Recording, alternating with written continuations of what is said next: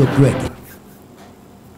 All right, thank you for staying with us. Let's move to another interesting conversation. Taxation. Now, tax fraud, tax evasion, and tax non-compliance has become an alarming situation in most developing countries. And these are the greatest problems afflicting tax administration in Nigeria. The increasing complexity of tax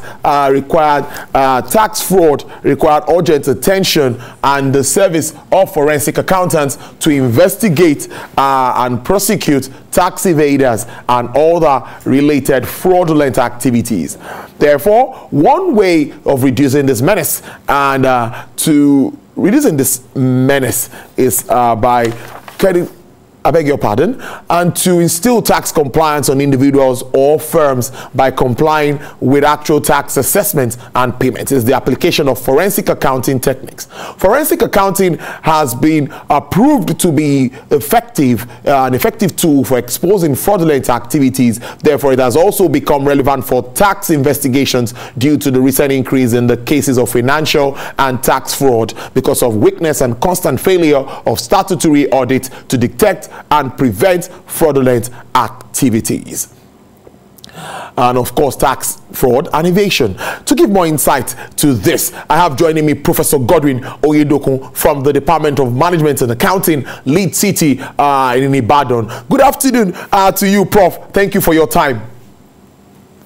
Thank you, Tolu, for having me. Good afternoon, all. Okay, Prof, let's start this way. A lot of calls for digitalization of accounting and, of course, tax profession. Are we really ready, or are professionals ready for this radical change? Let's start that way. I think we are more than ready in Nigeria. And events have shown over time that we go into extinction if we choose not to be ready.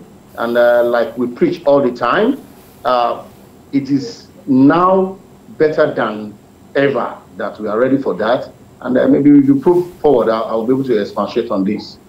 Okay, so just like I said, as it's important to adjust, what about the Nigerian factor in all of this? The challenges we face, infrastructure, internet issues. How do you see all of that playing a role in achieving all of this? Okay, challenges in life also relate to what help life move forward. Our nature in Nigeria is such that we can cope even in complexity. However, we need to just be careful because in complexity lies our fraudulent activities. So we are ready, even with all these hiccups we have in the economy. And I can also expatiate further when you ask questions further. Let's take into consideration the fragility of taxation and accounting profession. Do you think the digital space is safe enough for us to allow all of this flow? Okay, I give you this analogy. The fact that a woman's womb may not be safe enough to give birth does not mean that there will not be children in Nigeria again. The space we have in Nigeria is sufficient for us to manage within the scope of what we have to birth whatever we desire to do, because not doing so will be more catastrophic than what we expect. And I give it to you, for every economy that will thrive based on the tax revenue, you need to have at least 3 pillars, which we call 3 factors that economic must be based on. And these 3 pillars will be, if I'll take you to class, if you permit me on this, tax administration, tax law, and tax policy. If we get these 3 pillars of tax system right, of course, we will be able to navigate the trouble that we may have in the system when it comes to taxation.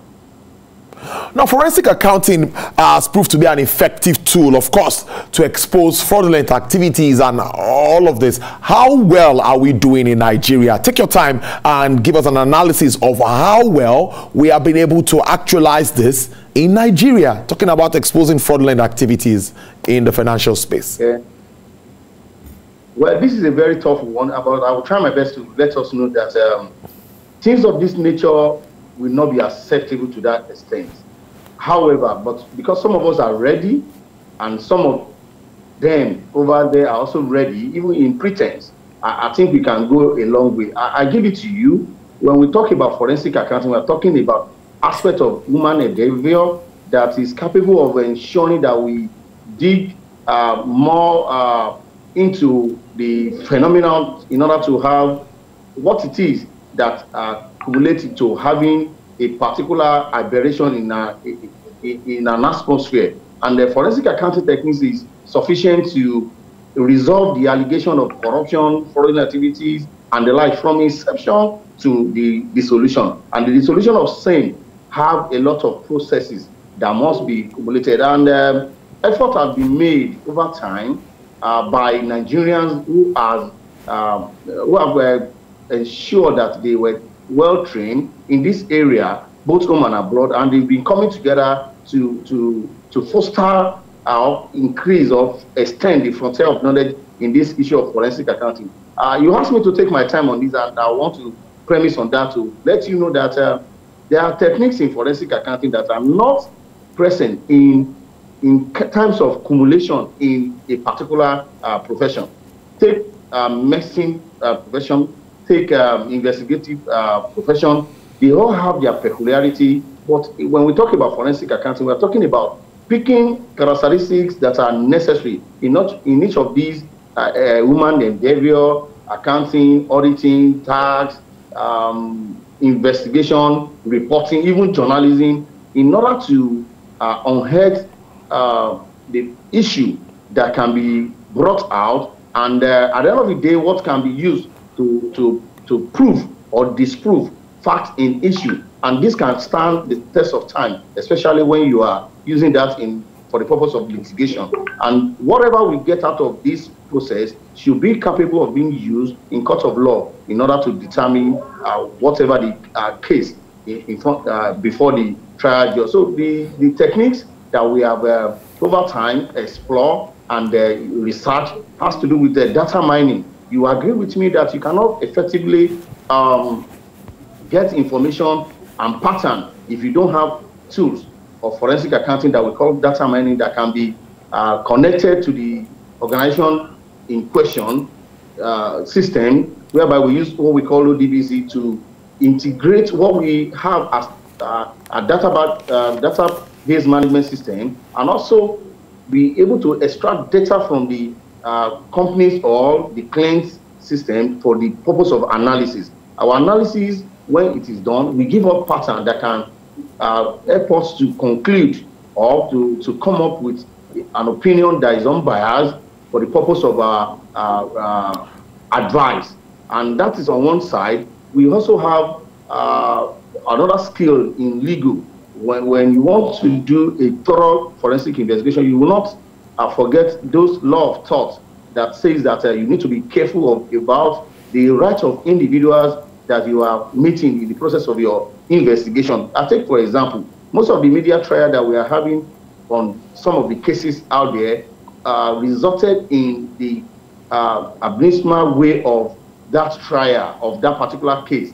Hence, when you trample on the rights of individuals, all in the name of doing investigation, of course, the answer is as good as we are all suggesting. And we have been able to prove over time with the theories that are available in forensic accounting. And I give you like 2 or 3 now. We have what we call theory of fraud triangle and the fraud diamond. That of a fraud triangle was posited by Donna Christie around 1957. And it's saying, to look, good people will continue to commit fraud. They will go into corruption, but there must be 3 factors that will propel their mind, that can give them confidence to go into it. And what happened is that one of the factors is non-shareable financial need. You see people looking good, but they have some needs that are not shareable. So this may prompt them to go into every activity that can help them out of proportion. And these guys will not do this if opportunity to commit fraud, to perpetrate any of these aberrations is not available. So there must, apart from the fact that people have the greed, they have not shareable financial need, which we call pressure, something that pressurizes them. You see some politicians, they have a lot of money. Why do they still go into putting their hand in the treasury of the whole nation and and siphon what they think they can siphon. It's because of non-sharing financial need, which may not actually be that they are hungry, unlike common man. But this need for power can also be what they are looking for. But if Nigerians do not give opportunity, which is second leg of the theory by Tracy, he's saying if there is no opportunity, no matter how smart you are, you may not be able to do what? Do away with our money in Nigeria. However, they must be caught. And when the hands of the law caught them, they start, you can see some strong men crying when they are handcuffed there. And the crying will come with a lot of drama at the public hearing. They are slumming. When they are coming to court, they have all these bandages in their neck, not able to walk. Those are rationalization that we call giving excuse for their misbehavior. This can be expanded further, but in the wisdom of Walls and Exman in 2000, they've been able to tell us that, Gwdwin, come, these guys may actually have these three factors common, but we need to also check what we call capability. These capabilities can be regarded as capacity to do something. And I tell you, I have a 12-year-old son, Philip. Philip is just in secondary school, for that matter. He doesn't have capacity, technical capacity and knowledge to go to the streets and remove mercury in the transformer that we have on our street.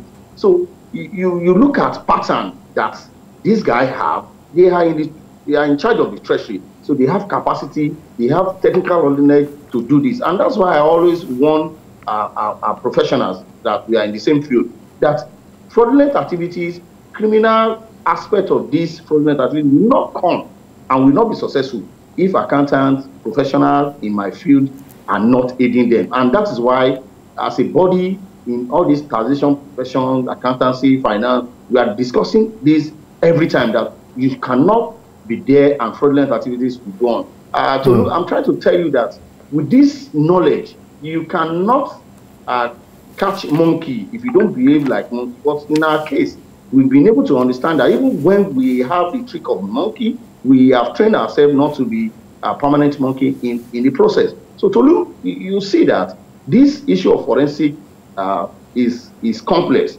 and it is only complexity that can resolve complex matter. And fraudulent activities, investigation of corrupt practices thrive when you have complex something. And this is advanced because we have the tricks in this profession, so to say, to prosecute this. And whatever we do in forensic, we ensure we follow the pattern. You can't want to look for evidence to prove and disprove, or disprove fact in issue, and you are spending a lot of money more than the benefit you get from. You have to explain why. And also, another thing we want to say is that why would you want to go and steal documents in order to nail another person? That would be too much of needed when it comes to prosecution of fraudulent cases. And that's why, most often than not, most of these high flyers and very high profile cases are lost in court because of the fact that evidence that's supposed to be used to argue this or to prosecute this have been tainted, has not been kept very well. And that's why we also prove with the issue of chains of custody when it comes to evidence. Tolu, that should be for now. All right. Wrapping up now. You've answered like two of my questions in one. But let's wrap up this way. I'm also looking at tax compliance. Digitalization, will it help us improve tax compliance across the country if that is adopted? Okay, I come to the issue of tax compliance first. Then I'll link it with the issue of digitalization. Why will people ordinarily not want to pay tax? You may have your answer, but let me give you this. There's something we call tax justice. If you collect money from me for the purpose of building road, giving me merit and merit good or special goods that we cannot afford to do on our own, and you do it, if you ask second day, of course, I'll be the first to come and pay. Or if I see what you use my money for, I'll be able to come forward to pay more. But look at it, Tolu. If you ask me to pay from meager income I have. Are you that you are saying this? I see you run the town with convoy of like 20 burning fuel that is not there, that we're also paying subsidy on, or you lead extravagant life. I won't be able to see justice in me and trusting my money in you. It's a different case when we talk about which comes first, payment of tax or government giving us what it is that we call merit good or building infrastructure and the like. But I like to tell you, even when you look at national tax policy definition of tax in it, of course, I respect all my seniors that put that together, and I've been querying it. When you say tax, is that part of income or your income that you pay to government? And they now put a code of which direct benefit is not accrued. That is, you are not expecting direct benefit. Whether you are giving direct benefit or not, that statement alone will insult the personality of some of us that want to pay. When you say, when I pay, I should not expect direct benefit. Now, let's leave that. I said the other time when we discussed this issue of taxation and the like, I said tax system in any country is premised on 3 fingers. And I said tax policy, tax administration, and tax law. If you look at these 3 factors that I'm talking about, they all come from the government. The only aspect of it that comes from the citizen will be when you are making tax law and you invite citizens to come and attend what we call, what they call it, public hearing. And of course, most of the time I've attended that, our hearings are never, to some extent, attended to. So look at that. However, if you introduce technology, do we all need to leave our homes from wherever we are in Nigeria to attend public hearing in the National Assembly, and all the trouble, the blame, whatever the risk in it? So technology could be deployed to do that. Now that's on tax law. What about the issue of a tax policy? That is the mind of government as to what government see. And of course, one of the tenets of it is that they want to move away from direct taxes to indirect taxes because of the convenience and the like. But this can also be put in perspective of technology. You want to move from direct to indirect. Of course, most of the things we have, even this conversation, if it is something that I will collect fee or honorarium for, how will it be tracked? So deploying technology in terms of digitalization, you are having, we help. And the last one, which is tax administration, is the basic and overall of it. They are charged with charging and collection of taxes.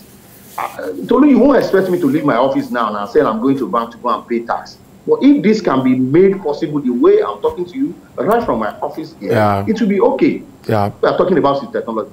But what of talking too much? I think I should stop here until you probe further. All right, it's a good way to leave it. I'm really talking to a prof, and I see the breakdown going there. Prof, we are still going to continue this discussion. I think it has to have another leg. Thank you very much. This is much time can take. I must appreciate you, Professor Gwdwin Oyedokun, from the Department of Management and Accounting, Lead University in Ibadan. And congratulations on your inaugural lecture that happened sometime earlier in the month, last month, right? Thank you. All right. Thank you. Enjoy the rest of your day. Thank you. All right, then.